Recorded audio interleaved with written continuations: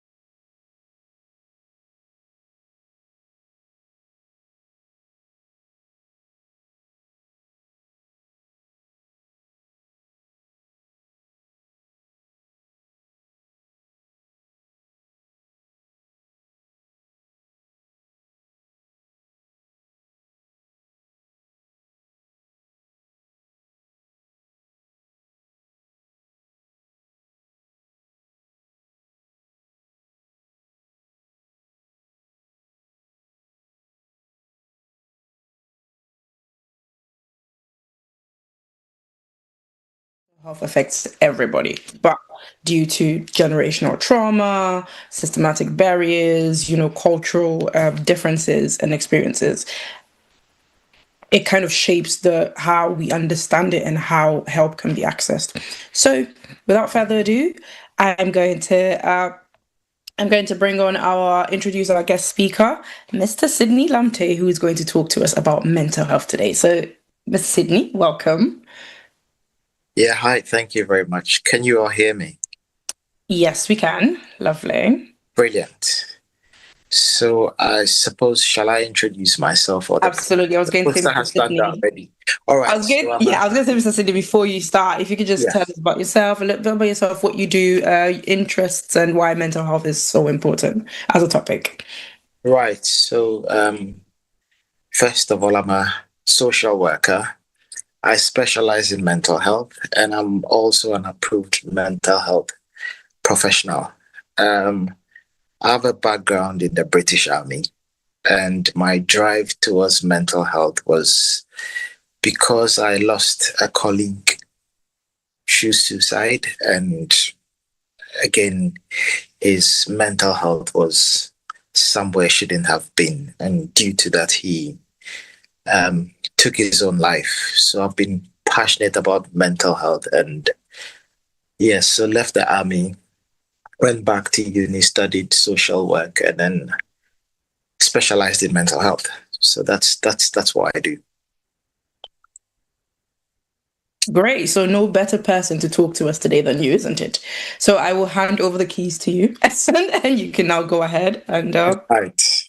Yeah. Thank you. Get straight into it. Well, so to begin, one may ask, what's mental health?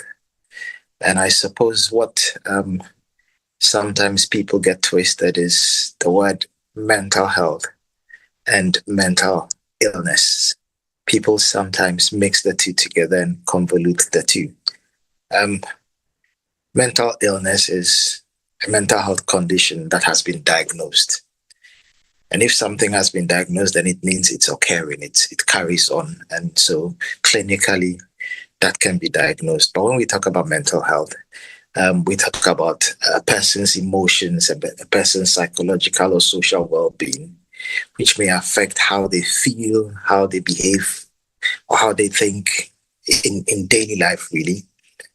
That can be classified into 3 categories. So we have your emotional well-being. That's understanding and then managing your feelings, for example, happiness, stress, anger, etc. Then we have your psychological functioning, which relates to how you think, how you make decisions, and how you cope with challenges and stress. Then we have your social well-being, and that's how you relate with people, how you build relationships, and how you generally interact with society. And this helps you to cope with stress, life pressures, productivity in work, and again, building healthy relationships. I'm focusing today on how we as the Black community see mental health. And there are so many things that either affect or impede how we see mental health and how we go about, seeking solutions to mental health. So first of all, when we look at mental health within the Black community, there are so many factors that affect the way we see it, the way we behave, and how we seek support for mental health. What quickly comes to mind is the system in which we live in. So I'm speaking based on us living outside of Africa, living amongst different kinds of people with different cultures, and how the system or the setup, whether knowingly or unknowingly, is kind of racist to us, as for want of a better word. Sometimes it's because we have failed to integrate into the system, or sometimes it's because of the cultural barriers that we have. For example, if we talk about discrimination, I'll give examples of Black kids or kids of ethnic minority backgrounds who have behaved normally as they would behave at home or as they would behave in their environment, but have behaved that way in school, and they have been described as aggressive. I've seen that many times in the work I do, especially when people have been admitted into hospitals and they have expressed a bit of dissatisfaction with something, and the way they have expressed it have been documented as aggression, whereas that person living in their own environment behaving that same way will be acceptable because that's how they are. The examples where Black people are having a debate and other people observing from outside have seen it as a fight, but it's just a debate, an argument, a friendly argument, but someone standing outside, not knowing the culture and how we speak to each other, will sometimes describe that as aggression. And then we go on to our cultural values, our cultural narratives, shall I say. We have a culture where mental health is not spoken about at all. I mean, when you speak about mental health in our culture, it's like a taboo subject. It's something you don't say. It's a brush that is used to paint you. And so when we are suffering or when we encounter issues where we are struggling emotionally and mentally, we find it hard to seek support. We find it hard to talk to other people. We find it hard to be ourselves. And sometimes that has made matters worse, because if you are suffering from anything mental health wise, the wisest thing to do or the easiest thing to do is to speak to someone. Because when you are in that sort of mindset, you have a tunnel vision way of thinking.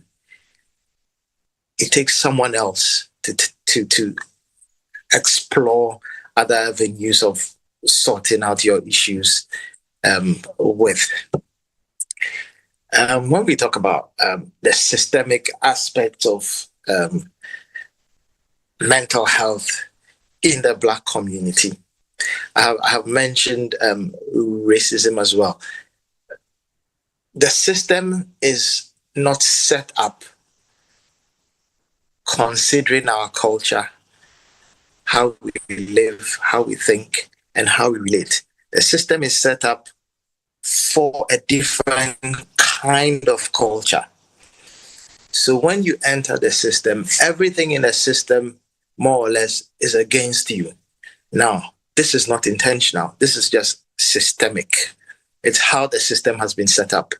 And sometimes we have to be aware, we have to know how the system is, and then we learn how to adjust to the system.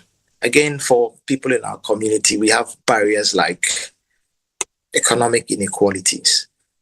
When you go to very Black-dominated areas in certain parts of this country, you realize that social things that used to be available, that got our kids, cousins, brothers engaged in society, is not there, taken out due to economic hardships.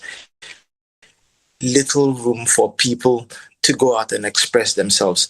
So people tend to bottle things up. Bottling things up puts some pressure on you. It develops into something else. Sometimes people get depressed, want to stay by themselves, and get overwhelmed with their situations.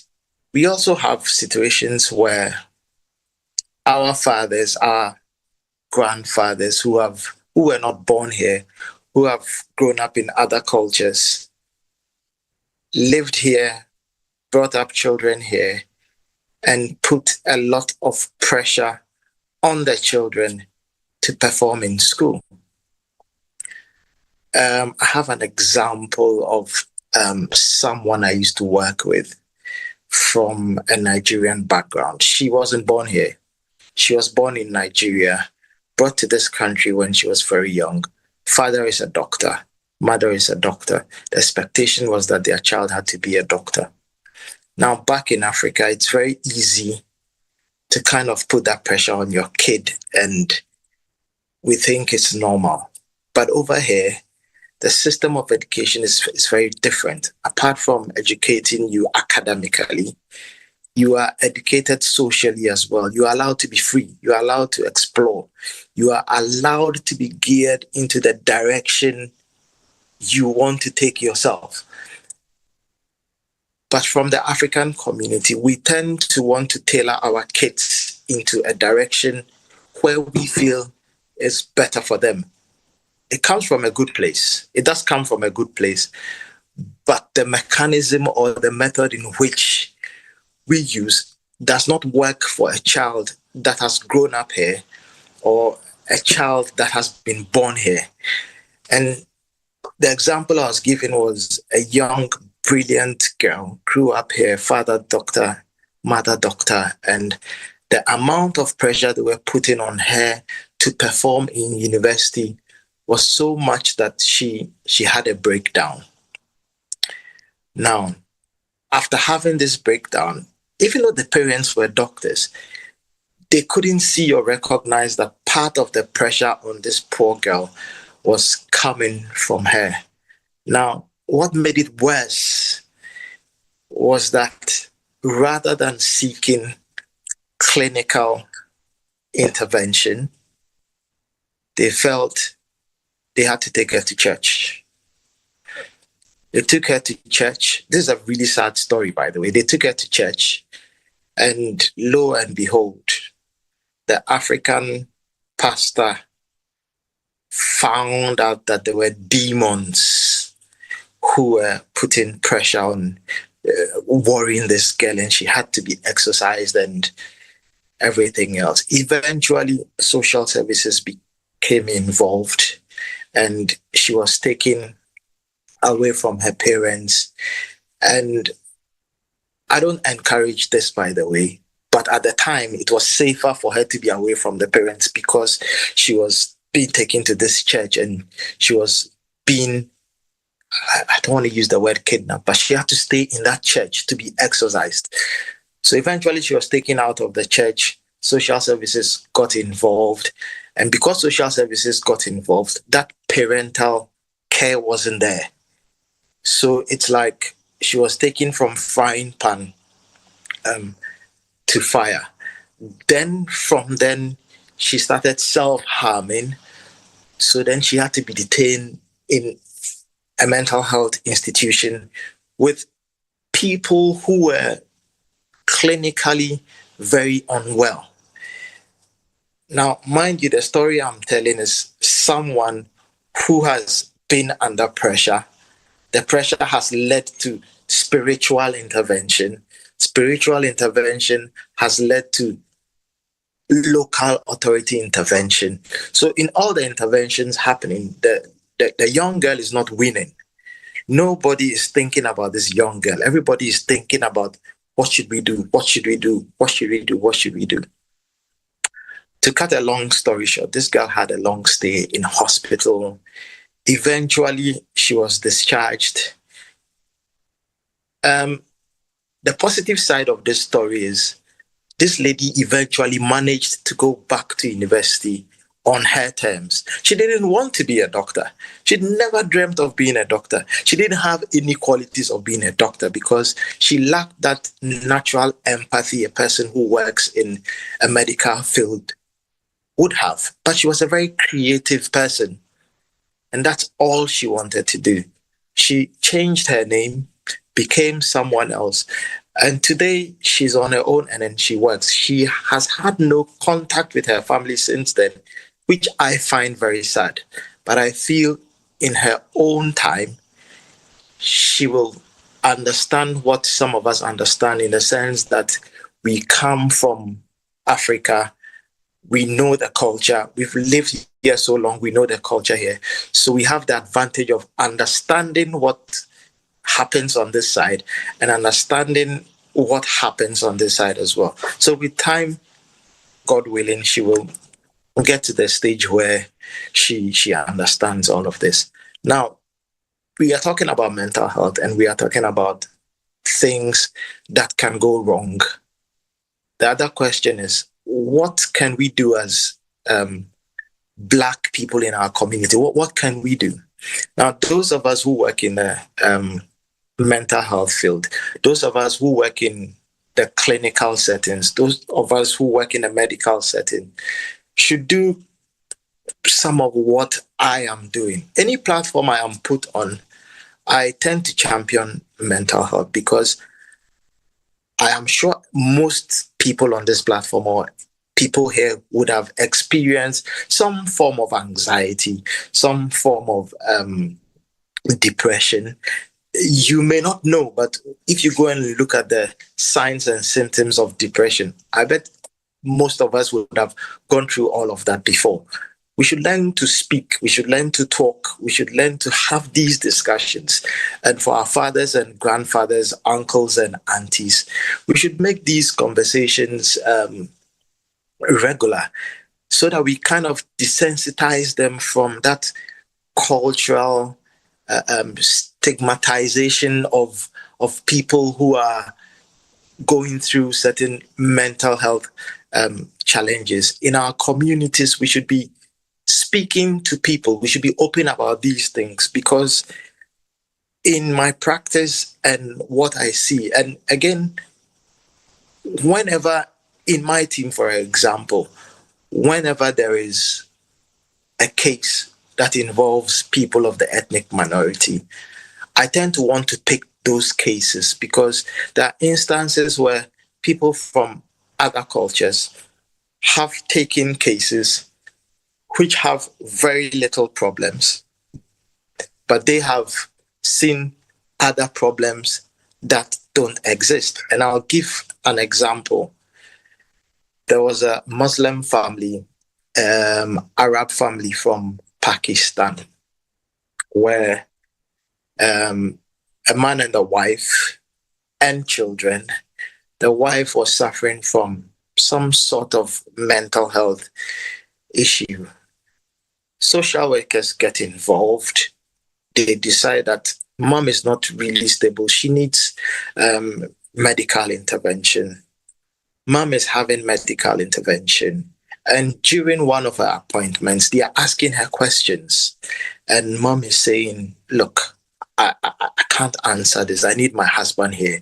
I need my husband to speak for me. Now, this is recorded and then passed on to social services. Social services, someone looks at this and like, well, if she wants her husband to speak for her, I suspect there is some sort of coercion there. There is some sort of control there. And this is all recorded. Now, when these things are recorded, after 2, 3, 4, 5 times, the fifth person reading this is no longer attached to the initial incident. All they see is a record of coercion, abuse, control. So by the time they finish reading, they've made up their mind that this woman is in an abusive relationship. And based on that, certain interventions are put in that sometimes breaks a family. So one thing about we people from the ethnic minority is that if you have any issue with social services or you have any mental health issues, you have the right to request someone of your culture.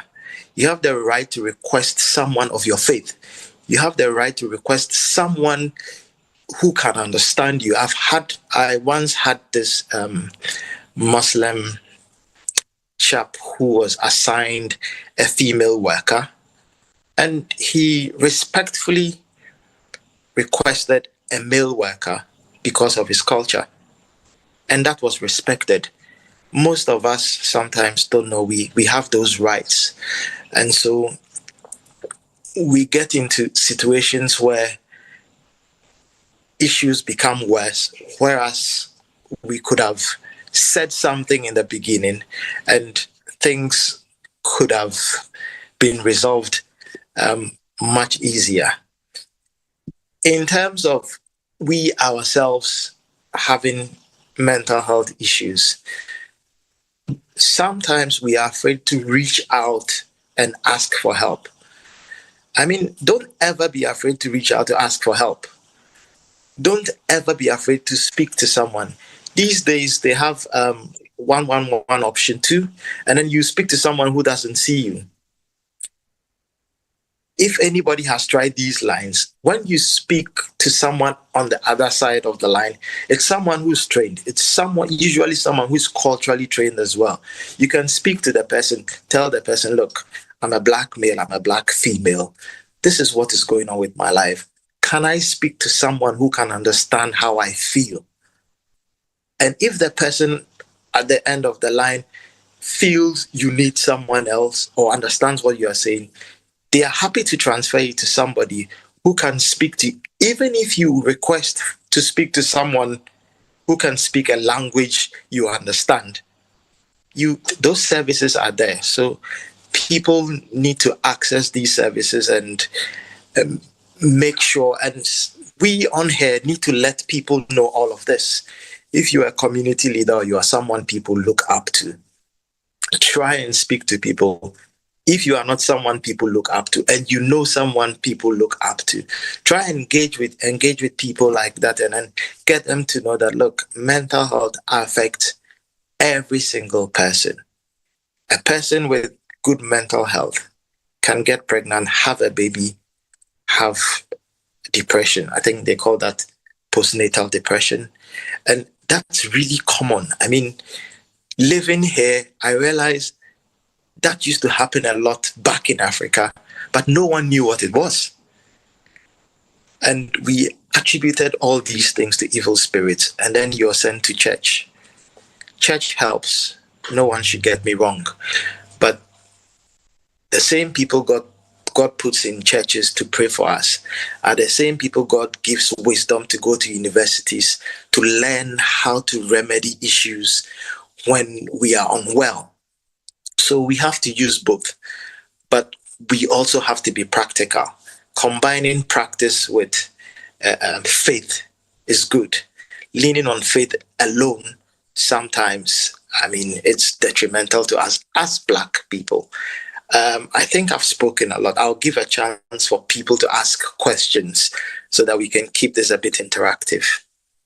Thank you. Fantastic. Thank you very much, Mr. Lamptey. That was really clear. And you touched on quite a lot of important things, which we will, as you said, we'll give people the chance to ask questions later. So for now, we will be back shortly after the commercial break, and then we will go into the Q&A session.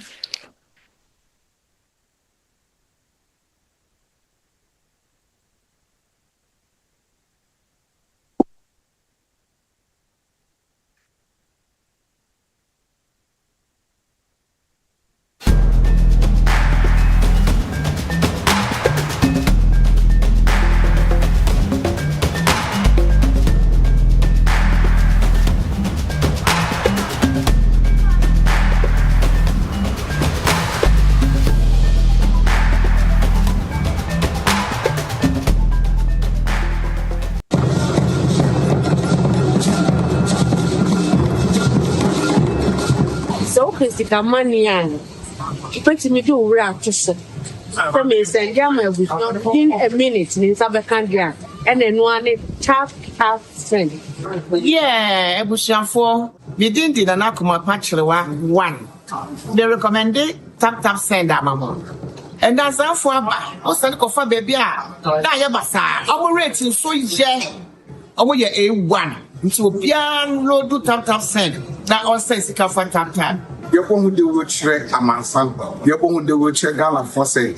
You are going to me, this is coffee in here. May and friend for the VR, you know, tap at the move you are. Taptap Send in this street. The tap with the one. Taptap, and one in a piano. Dr. Likey Live. Hi, good people. This is Her Excellency Nana Ama Ajeman McBrown. We are coming to UK, and this is Dr. Likey Live in Comedy. This is a stand-up comedy from Dr. Likey. My people in the UK, I'm going to be there, and for that matter, I'm going to say, let's come together and celebrate Dr. Likey stand-up comedy 02 and 22nd May. We are going to be there live. Comedy, music, and stage play. You will laugh. Hello, this is Lawyer Wisdom of Wismart Solicitors. Join me this and every Friday on OT TV from 8 to 9 p.m. for all your UK immigration matters. I hope to see you there. Thank you.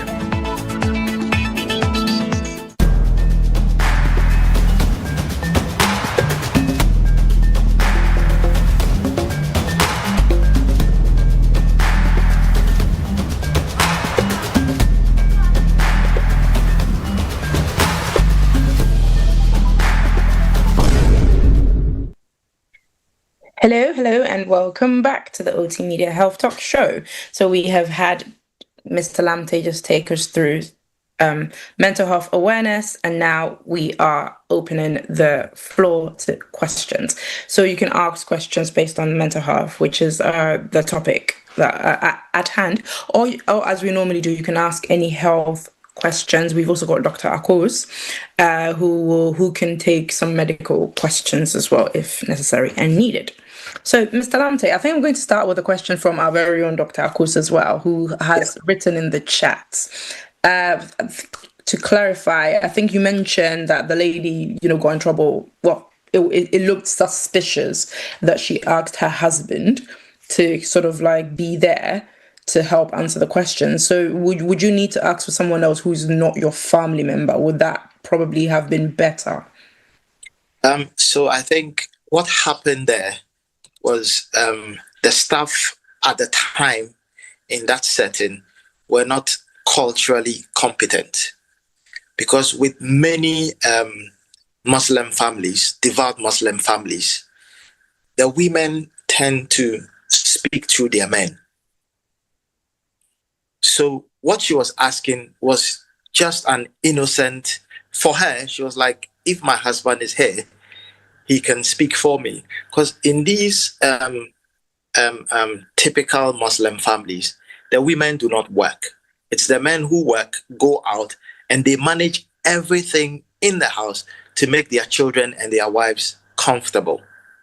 So at the time, if someone had just bothered to pick up the phone and then call him and say, look, your wife is here at an appointment, but she's asking questions, we are asking her questions, and she's asking for you to answer, they would have just understood this, because eventually somebody realized that all the woman's life, throughout her life in this country, that's how they've lived.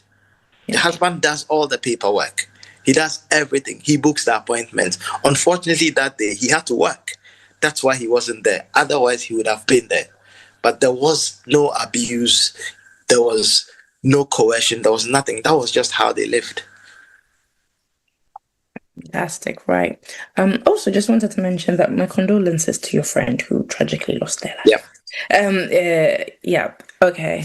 Dr. Akos, hope that answers your question. If not, you can always ask a follow-up. Yeah, thank you. Fantastic. Thank you. Now, Auntie Amma has her hands up, so let's... Good evening, everyone. Thank you. I miss everyone. I'm on today. Yeah, thank you, Doctor. Mr. Lamptey. That's right. You nailed it on the head. But what I wanted to say is that I know you said the communities, we should educate the communities. I think that we need to just go to the churches to talk about health and mental health, especially with the African community. One thing I've just noticed is that we put pressure on our children, number one. I learned it very, happened to me when I was growing up. My daddy thought, you are too clever to be a midwife. So you can't be a midwife. You've got to do accounting. Well, I obeyed because I didn't have any choice. I was under his roof. When I got married, I decided this is what I want to do. And I can just tell you that the skills which I had when I did accounting and business management, I was able to just move that skills into midwifery. So I won't say my father pushed me too much. He did, but at the end of the day, I benefited from that. So when my children were growing up, I just decided I'm not going to put that pressure on them. They're individuals. Yes, I just want my children to make it. But at the end of the day, I'm not going to push my children. I've got loads of friends who push their children to go to,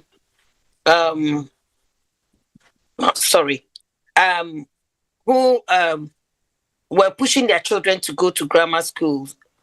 I wanted my children to go to grammar school. I really spent so much money.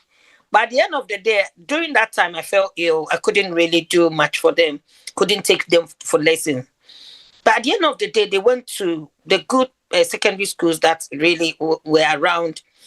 And I just decided I'm not going to push them as my father did or some of my friends.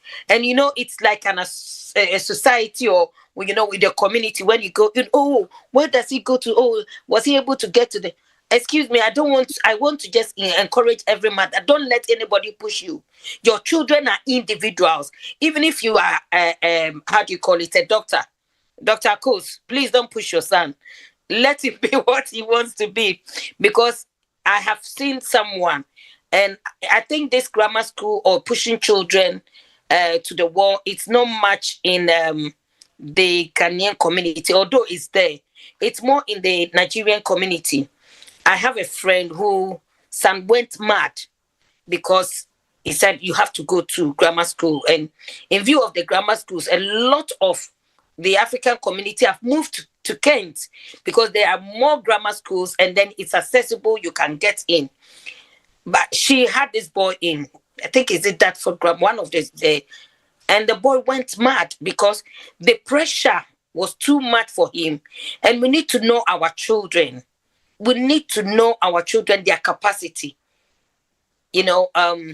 And sometimes even knowing your children, you don't know, you know, you will just underestimate them, as I did with my son. When my son finished this thing, he said, I want to be an accountant. I said, hey, stop there. You can't do accounting. Just go and do psychology or anything, you know, because I knew his standard. But my son surprised me. You know, someone who wasn't doing very well, getting 2s and 3s. And then GCS, he had 5s and 6. Auntie Emma, we have really missed you. Thank you. And, you know, I always want to use my example. And, you know, when he went to do his A-levels, I was surprised that someone who wasn't doing well, and I wanted to just do the basics, you know, so that I can support him. This boy decided he wanted to do accounting. And A-levels, he had ABC. I was shocked. I was really underestimating him. And he's in university. To God be the glory. I mean, he hasn't even rewritten any this thing. And he's doing accounting and finance. So again, we need to just allow our children to choose for themselves, please. It's something, I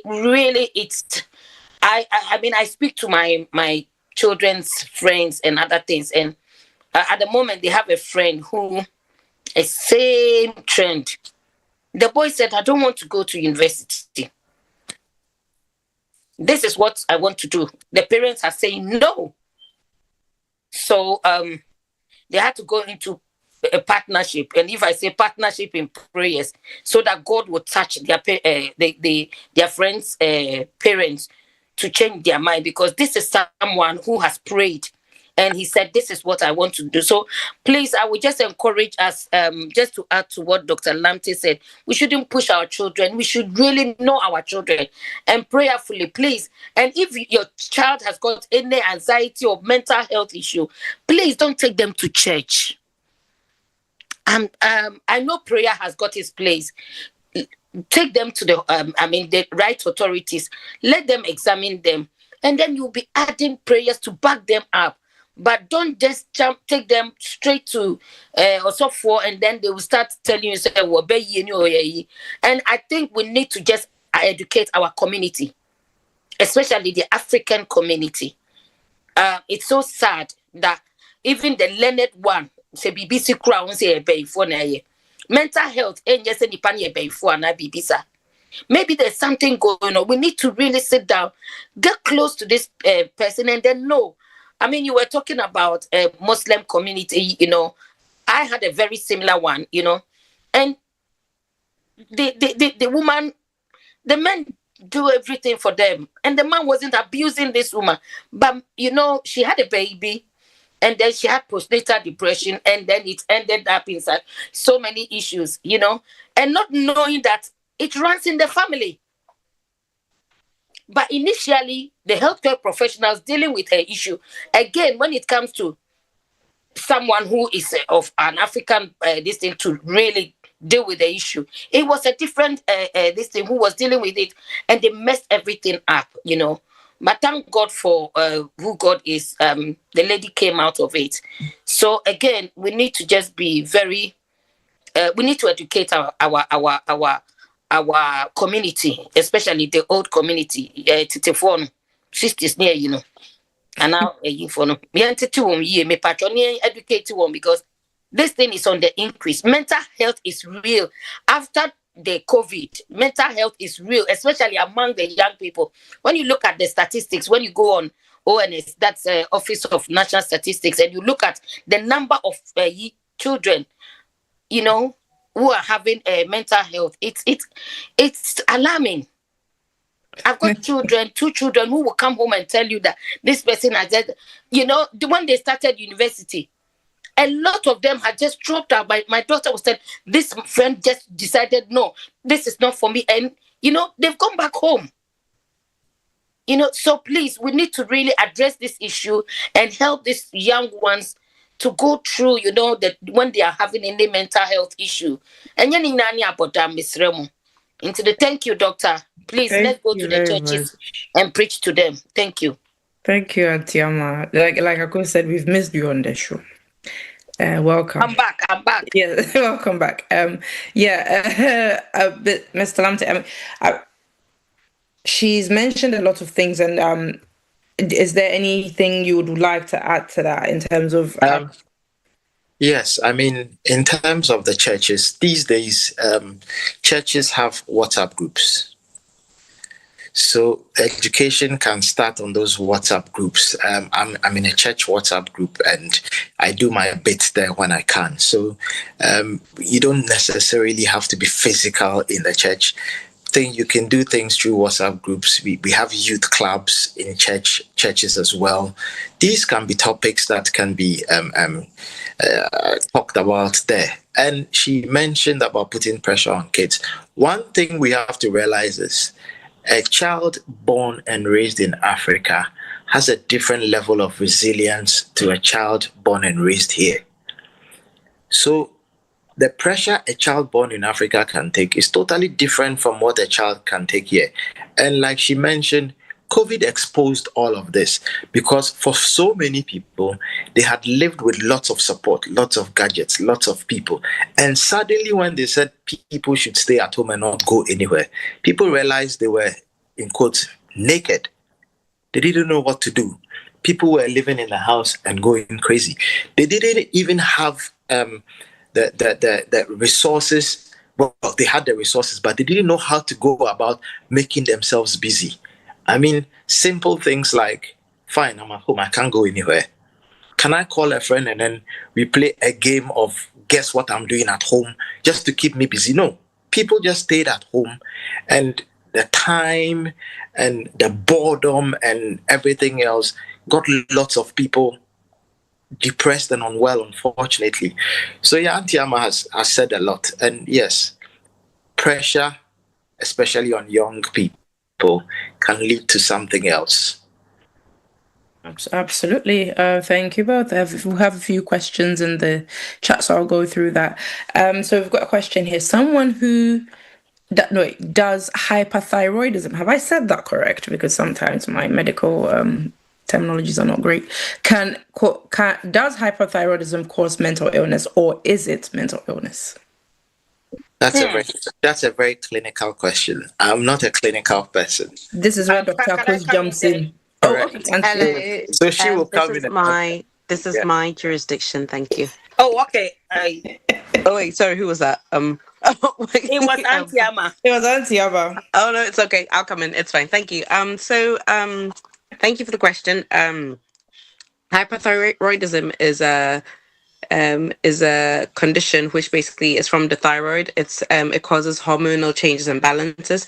So yes, hypothyroidism can cause depression and anxiety. Actually, both hypo and hyper can cause it. So I guess just to answer the question, the actual question is asking, can it cause it, or is it a mental condition, right? Is that what it said?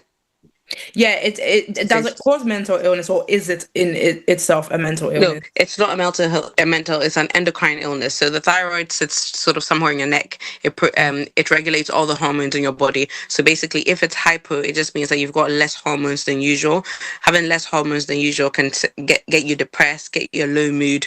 And then if it's hyper, it means you've got more hormones than usual. That can make you become hyperactive and a bit anxious and more anxiety, a bit restless. Because everything is like on the up. So anxiety is on the up, everything's on the up, and then the hypothyroidism, everything's on the low. So it can cause mental illness, but it in itself is not mental illness, just to put it simply. But we can do a session on that. Actually, I think that'd be a good session to have. So I can do a session on hypo and hyper. There you have it. We have a session for hypo and hyperthyroidism coming up. So please don't miss that. Okay, fantastic. Hey, going back now. Bye bye. Good to see you, Dr. Akos. Okay, so Auntie Amma, your hands, because we have questions. So, no, I just wanted to add to what Dr. Akos said. I mean, thank you, Dr. Akos. But what I wanted to add to it is, Yarabia, I hope say me person me country, say Yarabia of the Komubiano when it's not a life threatening. One say you will have mental health issues, and yes, a course, but.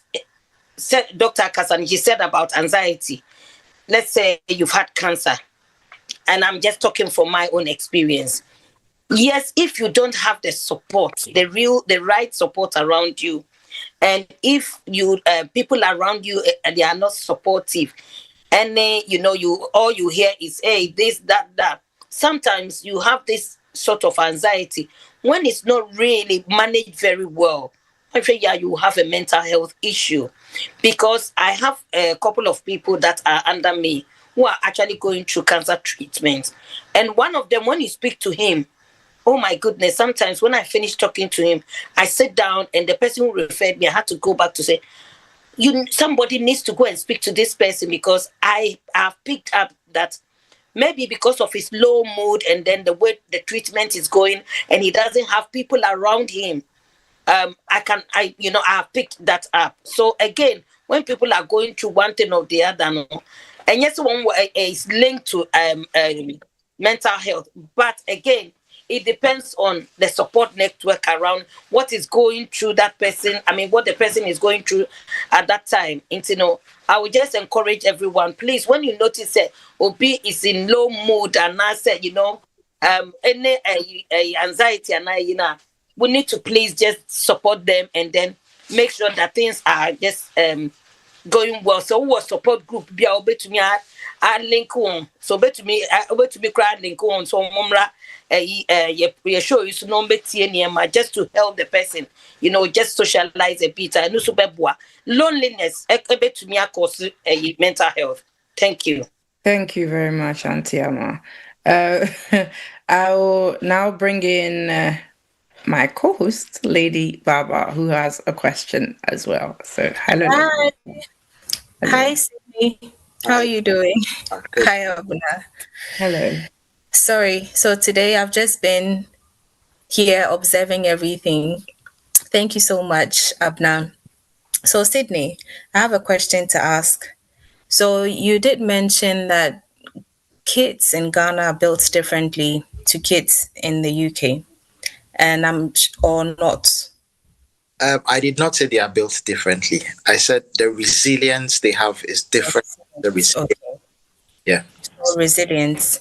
So can I say that we are also resilient differently to the adults that are here? Or should I say that we're born here, we're a bit resilient in different ways, isn't it? Yes, you're correct. You're correct. When you look at the Black community, I'll give you an example when I joined the army, okay? Uh-huh. When I joined the army, the Black boys that were born here that joined the army, uh-huh, and we from Africa that joined the army, 90% of them stopped. 90% of them left because they were like, I'm not going to have anyone talk to me this way. I'm not going to have anyone wake me up at dawn to go and run in the mud. I'm not going to do this. Why can't I stay in my house? And yeah, they all left. But I'm from Africa. I've seen that mud 1,000 times. I actually play in the mud. So going into the mud to get paid is nothing at all for me. So when I talk about resilience, it's about how we are raised. When a child is raised here, nearly everything is done for the child. Everything is available for the child. But when we were growing up back in Africa, you go and look for the things yourself. Yeah. Again, back in the army, when we are put into the bush or we are in the bush and we are told to think and do things for ourselves, the white boys and the people born here don't know what to do. But as a Black man, you are in the bush. There's a tree, there are stakes, stones, you can light fire, you can cook. And that's it. You see, so someone that has been through the mill is more resilient when they have problems. They tend to want to solve the problems. They tend to think about solving the problems. But someone who has always had a problem solved for them, when they are in trouble, they don't know what to do. They look to other people. And when they look to other people and it doesn't come, then it becomes stress. That stress builds up anxiety, depression, and sometimes people just...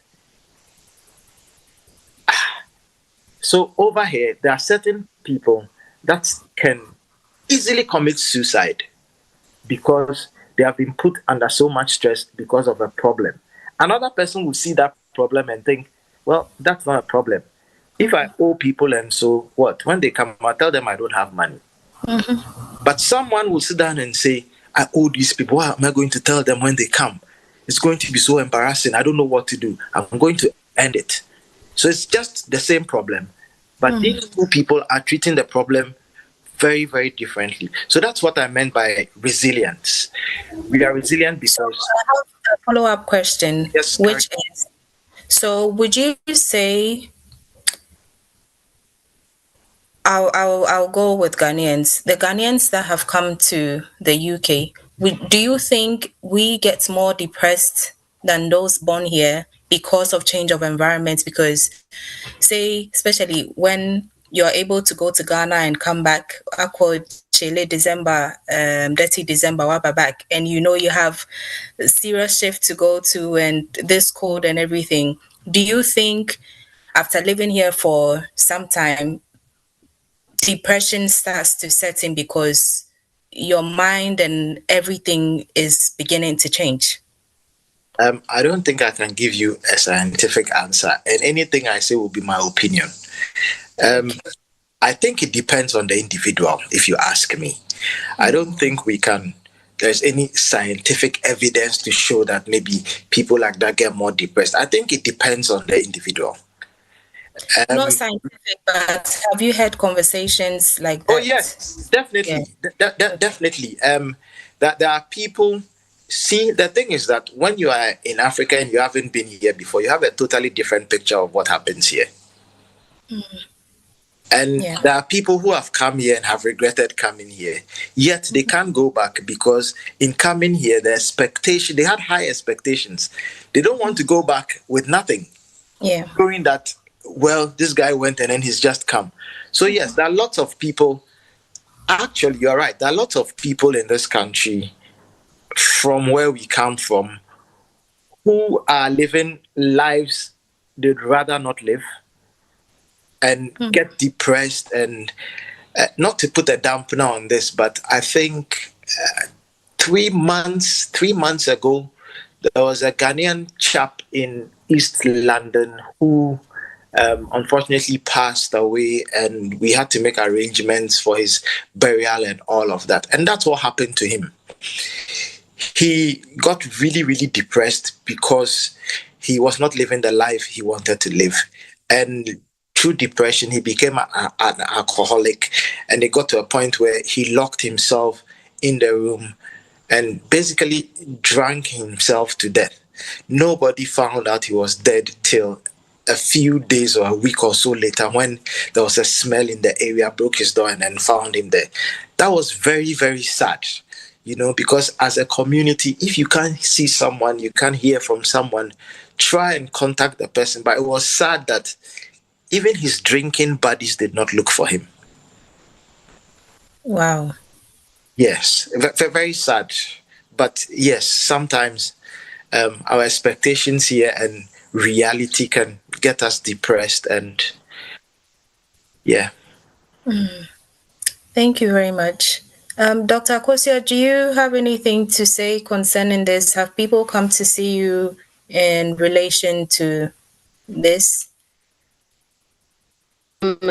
Definitely. I mean, I can go on forever when it comes to mental health, but Mr. Lamptey is quite right. Everybody's different. So there was a part that he mentioned, I don't want to come in, but since I'm here, I'll talk about it anyway. But he talked about sort of when you grow up in Africa, your resilience is different from growing up in the UK. But you'll find that even sometimes the DBs in Ghana or the Bs in Ghana, the ones that have not played in the mud or have not gone through the mud, they're pretty much the same as here. So even though they've grown up in Africa, they've not been through anything. So if they go into a situation like he mentioned, like, going into the army, they have lower resilience, and they're more likely to quit along the way. So it really depends on your environment, how you've grown up, what you've been introduced to, the amount of resilience that you have.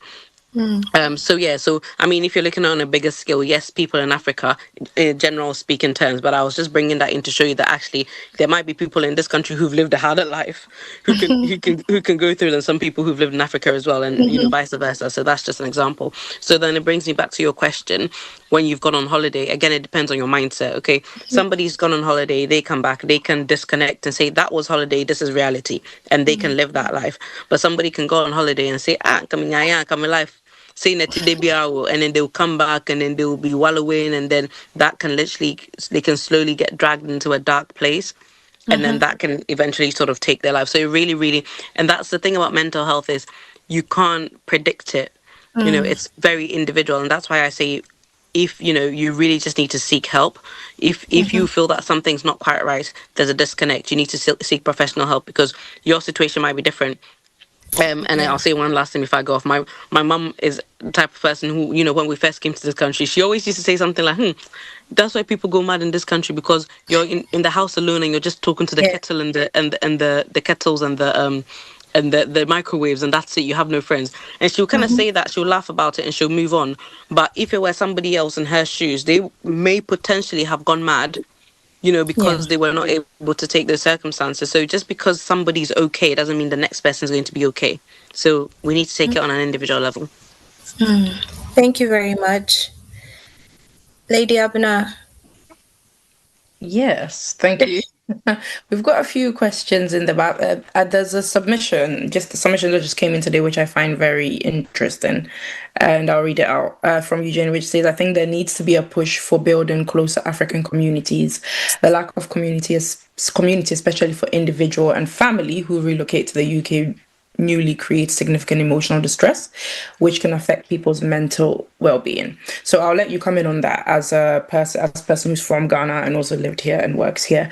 So my personal observation is, I think these African communities do try to create these communities here. I personally have seen, like, from school, a friend is saying school reunions, we've got like what's it called, at this school is here, all of these people, they're all here, political and all of that stuff. But I also feel that sometimes these communities do exist, but even the work patterns or the kind of way we live here doesn't even allow for these things to for us to even be able to interact with these communities, creating that loneliness that we see over here. So how, as Africans, can we kind of mimic the kind of lifestyle back home that allows us to be more social or whatever, in your very professional lens?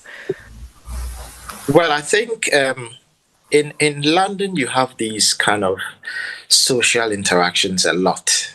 In terms of London, I don't live in London. I live in Ipswich, and I can say lately there is a Ghanaian community in Ipswich. I'm actually a patron. I'm a patron of a Ghanaian community in Ipswich, and it is growing. It is growing because due to these last 2 years with the COS system, lots of people have come, and then people lost their COSs, and there were people who didn't know what to do. So that has built a kind of community where we support each other. So it's happening. I think the downside is when people come here and they are located in areas where you don't have a Black community, and that can be difficult. But yeah, I feel where did I go? I went to Northampton, and then there was a Black community there as well. I think in Ipswich we have a Ghanaian restaurant actually in Ipswich, one Ghanaian restaurant, and so yeah, we will use the restaurant and all the facilities available to get Africans and Ghanaians to come together and just create that sense of a safe space where you can be yourself and be amongst your people. It's something the Indians do very well. Yeah. Sorry, Dr. Akos. Carry on. No.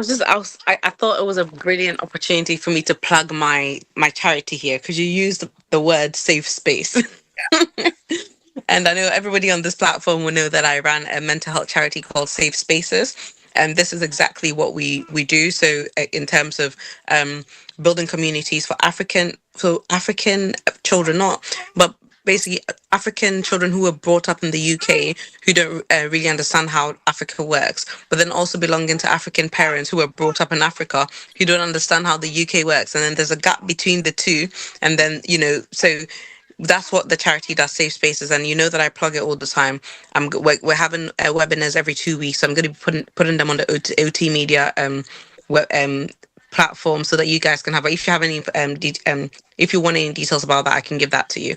But in terms of getting involved as well, I think churches and mosques are another place. So if you don't have like a community like you talked about, you don't have an African community where you are, I think go into churches and go into places of worship, Hindu temples, whatever you believe in. It's a really good place to get sort of network. You might not necessarily get culturally available network, but it's still a way to get not to feel lonely. It's still a way to, because I think I would say to an African, go to bingo or go to a pub, but then we know they're not going to do that. But when it comes to faith, we know that the Africans are very, very um yeah, I need to go, but but but yeah, so I think going to being involved in some sort of religious community is also a good way to start off, and then you might meet somebody from your community there, and then you can start off it like that way. So yeah, that's what I'll say. And usually I say for kids as well, whenever you go to university, there's an African Caribbean Society. It's in every university. So, if you're of university going age, then that's a good place as well to sort of get so it doesn't matter your age, but it's a really good place just to get some cultural acceptance. Thank you. Bye-bye. Very big on the African Caribbean Society of Universities. Every single university I go to, that is the first society I look for. First place I go, literally. It's the first place I don't even try to go. I don't even look for church. Sorry. No,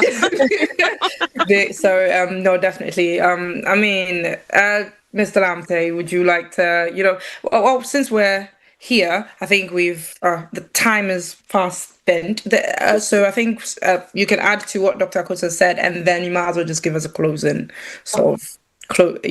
closing message. Summary. Well, the summary is we've been saying people should seek help, but the question is where. So if you feel you are getting overwhelmed and everything is too much and you are struggling mentally, the first point of call is your GP. Just go to the GP, and it starts from there. If it's something the GP feels they can deal with, they'll deal with it. If they can't deal with it, they might signpost you to some counseling or something. If it's too much, GP might make a referral to secondary mental health services. And so that's it. So the first point of call is always the GP. There's also the helplines. There's the Samaritans helpline, which I think you can call. There is Mind UK. There's lots of resources and places to go on the internet if you go and find out. There's this one specifically for ethnic minority people. It's called Black Minds Matter UK, and they're also very good as well. So if you feel calling Samaritans, you're going to have a white man at the end of the line or someone who doesn't understand, just contact Black Minds Matter UK, and you're likely to find someone who's going to listen to you. So in summary, let's talk a lot about mental health with our peers, people in our community. Let's make this a topic. I mean, it doesn't have to be serious. We can talk about these things, joke about it, and just get the message out there. Let's not stigmatize ourselves and say someone is this, someone is that. Let's let our older people know that mental health affects every single person, and we are all in it together. It can happen to anyone at any time. Look, you don't have to, as our parents will say, you don't have to live a wayward life to suffer from mental health issues. You don't have to go and smoke Indian hemp to suffer from mental health issues. Someone can lose a job, can suffer from a breakdown. Someone can lose a wife or a husband, suffer mental health breakdown. Someone can give birth, suffer a mental health breakdown. So many things that happen in our everyday lives can lead to mental health breakdown. So let's just be aware and spread the message in our community. Nice. Thank you.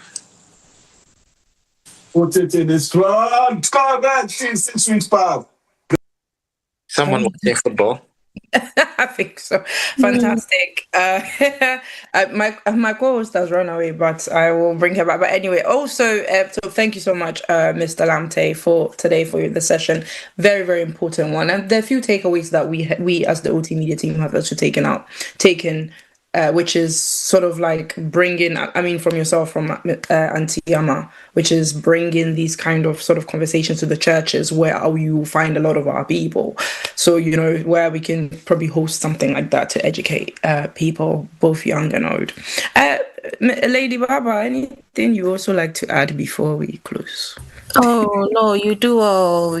You do all. Thank you. All right. Yes, just for me, I just before I came across this and I thought I would just add it. I'll just say it. I know that we all want to go, but it will take 2 minutes. So I think social media, I came across this thing where a gentleman was saying that as an old person, when you listen to the young people, you become faster among your peers. As in, you grow faster, you become sharper and faster among your peers. And as a young person, when you listen to the old person, you are ahead among your peers. So essentially what we both should be doing to each other is listening. The young one should be listening to the old, and the old should be listening to young.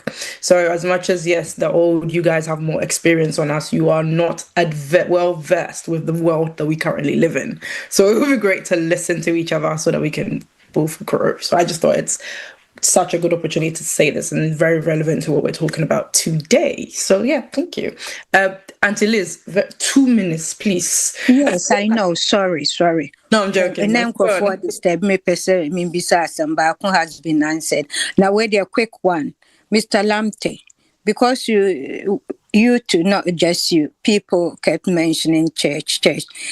Why is it that not everybody, but most people, when they are getting mentally ill, started like church-ish something, and then later on you found out that, oh, really something was not right up there?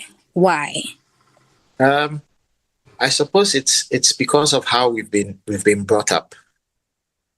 We've been brought up in that kind of space. We've been taught that anything that happens that looks wrong is evil. And if it is evil, then you are not going to the doctor. You have to go to church. But now we are all learning. We are reading, we are talking, we are watching TV, we are listening to the radio, and we are knowing that, well, church is good. But sometimes let's explore the practical aspect of why someone has started behaving strangely. Because I kid you not, some elements of mental health gets the people who are unwell extremely religious, especially when they start seeing things that are not there. Then, for example, if someone should suddenly have some form of psychosis, it means that they are seeing something that is not there. It is likely that someone who's very religious will automatically relate that to evil spirits. They will say he's seeing evil spirits, or they will say his grandparents have come to visit him. But this person is actually probably suffering from psychosis. So that's why in the African community, they go to the church. It is because they relate these unusual things to evil spirits. And so that's why they go to church. I'm sure if they really, really knew that the person was unwell, they'll probably take them to the doctor. But because of how we've been brought up and things that we've been told, we tend to lean towards the church first. But through education, we'll all come to learn that no, sometimes let's seek medical help and add the church later or alongside. Thank you. Thank you, Auntie Liz, for your question. And thank you, Mr. Lamptey. So just to close off just before, tomorrow there is a time with Taptap Send. We'll be talking about home ownership in Ghana. Everyone is invited. There has never been a better time to invest in Africa, especially Ghana. So please do come along and listen. And on Friday, we've got... Please. What time? Time. It's at 8 p.m., same time, same link. Thank you. co-host. And on Friday, same time, same link, 8 p.m. as well. We've got a time with the lawyer, as you know, the ever-changing things of UK immigration. And we all have to understand what is going on and how it affects us. So please, again, do make time to join if you can. And we have come to the end of the show. Once again, a very big thank you to Mr. Lamptey for the time to take us through mental health awareness, particularly in our communities. A massive thank you to everybody who made the time to join our show. Thank you, co-host Lady Baba. Thank you, Dr. Akos. Thank you, OT Media, and all Taptap Send and all the ones that work in the background. And from me and the team, have a good night. See you next week. Lady Abna, before you go, you've been hiding, and I was told you were baby.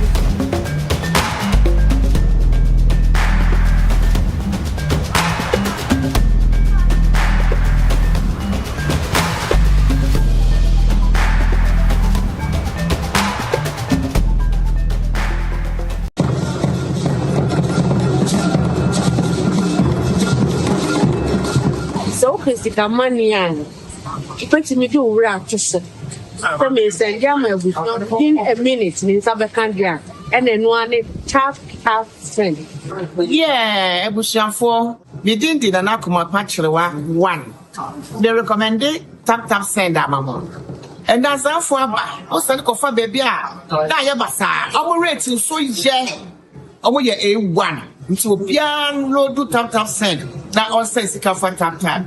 Yɛbɔ ho de wɔkyerɛ amansan yɛbɔ ho de wɔkyerɛ Ghana for say yɛwɔ akwantu ne yɛde sika kɔfie nie meyɛ mfɛmfa baabi a yɛbɛnu yɛn ho Taptap ɛdɛmu fiwa Taptap Send in this street The Taptap deɛ no ana ɛkɔ Taptap and one na piao Dr. Likey Live. Hi, good people. This is Her Excellency Nana Ama Ajeman McBrown. We are coming to UK, and this is Dr. Likey Live in Comedy. This is a stand-up comedy from Dr. Likey. My people in the UK, I'm going to be there, and for that matter, I'm going to say, let's come together and celebrate Dr. Likey stand-up comedy 02 and 22nd May. We are going to be there live. Comedy, music, and stage play. You will laugh. Hello, this is Lawyer Wisdom of Wismart Solicitors. Join me this and every Friday on OT TV from 8 to 9 p.m. for all your UK immigration matters. I hope to see you there. Thank you.